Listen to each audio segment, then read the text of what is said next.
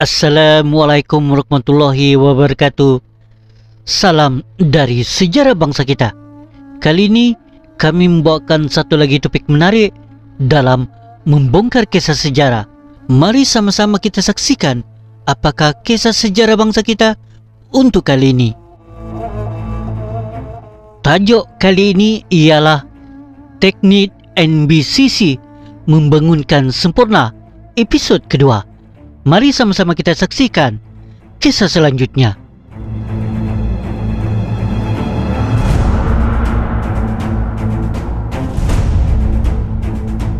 North Borneo Herald 1 Jun 1887 melaporkan, pada 10 Mei 1887, Gubernur sekali lagi mengunjungi Omadal.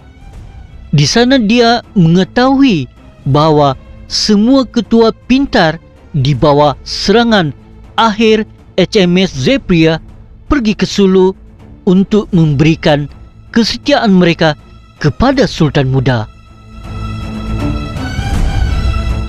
Dengan ketua-ketua yang lebih bersikap acuh tak acuh di Sulu, Gubernur merasa saat yang tepat untuk menentukan lokasi untuk stesen perdagangan. Pelancarannya kemudian menuju ke terusan Treasure. Saluran sempit yang memisahkan daratan dengan Pulau Bumbung. Parti Gubernur pergi ke darat di salah satu pulau di saluran dari stesen perdagangan baru itu. Sebuah daratan yang rata dan subur yang terangkat tinggi di atas permukaan air tinggi. Di titik paling hujung, sebuah tanjung panjang di hujung utara terusan. Orang Bajau biasanya menyebut tempat ini sebagai Tong Talun, yang bermaksud akhir hutan. Gubernur Treasure menamakan semula tempat itu Sempurna, yang berbahasa Melayu sebagai tempat berehat. Ternyata NBCC masih belum berpuas hati dengan pencapaian mereka dalam memusnahkan hegemoni Sama Kubang, meskipun sudah mengalami beberapa kegagalan dalam memperkenalkan kemajuan membuka ladang. Pengenalan sistem ekonomi kapitalis dan menggunakan mata wang di wilayah itu sebagaimana mereka lakukan di Silam dan Tungku.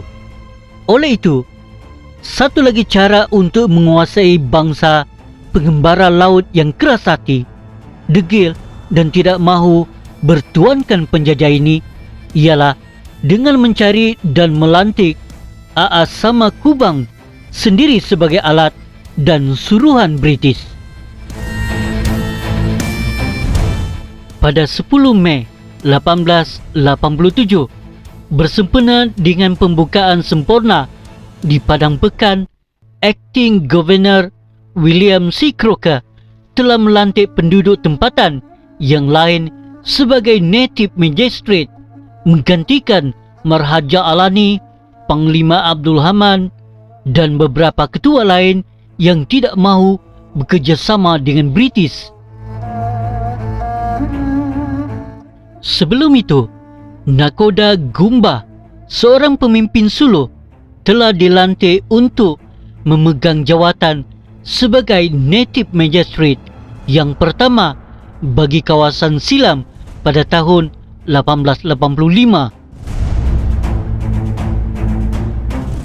Croker berharap dengan pembukaan sempurna sebagai stesen perdagangan British, world prove a happy, Ugri for the future. NBH 1 Jun 1887. Manakala dalam penutupnya, Croker antara lain berkata,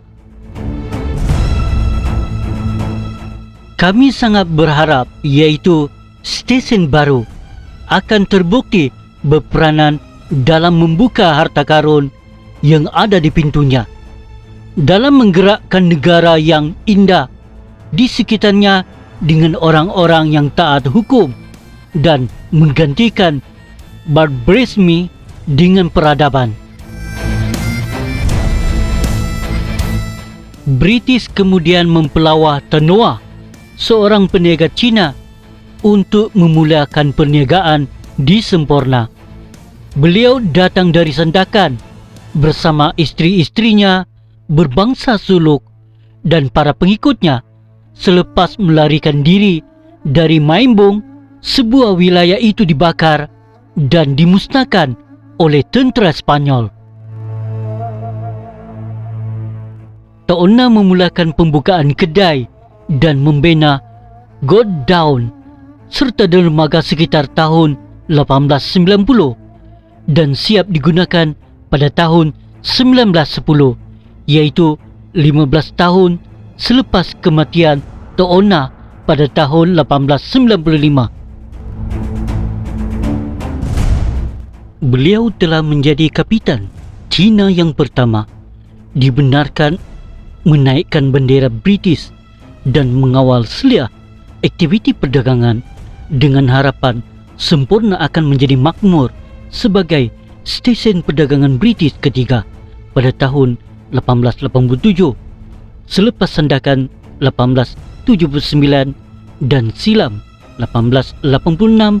Tunku dibuka pada tahun 1889, Lahdatu 1896 dan Tawau 1910.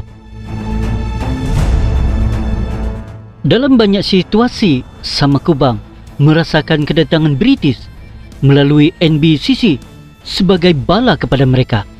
Ini kerana aktiviti perdagangan maritim kemudian terbantut apabila segala peraturan dicipta, termasuk pengenalan pelbagai jenis cukai dan mewajibkan pendaftaran perahu untuk mengawal pergerakan mereka.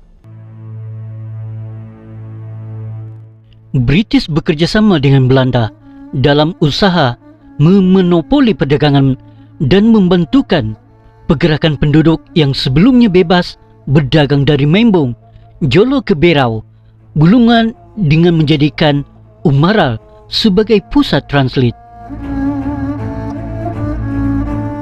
Bertindak sebagai lawan kepada pemaksaan ini, penduduk tempatan telah memulakan aktiviti penyeludupan. Penjajah kemudian mengantar lebih banyak kapal perang untuk memusnahkan aktiviti penyeludupan tersebut, yang mana di dalamnya termasuk penjualan senjata dan perdagangan hamba abdi yang suatu ketika dahulu menjadi mata pencarian para baghal. Meskipun terdapat kemajuan dan pembangunan di Semporna, namun pembangunan tersebut hanya untuk memakmurkan dan menampung pembelanjaan NBCC yang mula menuju kebangkrapan. Pusat pentadbiran NBCC di Sandakan terus menghala tujukan punitive expedition ke atas Samakubang yang majoritinya tetap hidup dalam aktiviti maritim dan tinggal di pulau-pulau serta menolak bekerjasama dengan penjajah. Penggunaan mata wang dimulakan menggantikan sistem bartel dan tanaman kelapa serta kopra diperkenalkan sekitar tahun 1905.